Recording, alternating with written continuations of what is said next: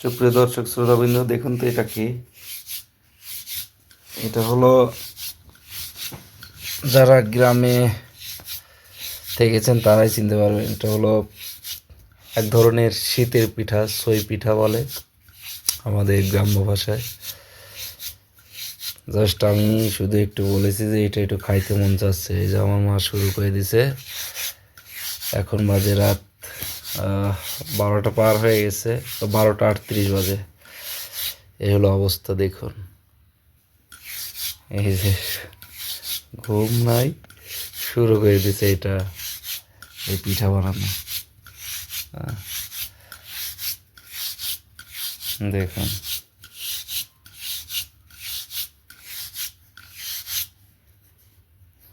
কাজ চলমান আছে। কয়টা বাজবে না আল্লাহ জানে, মনে হয় 2টা বাজবে না এই বানাইতে। এই হলো অবস্থা, এটাই হলো মা। হ্যাঁ।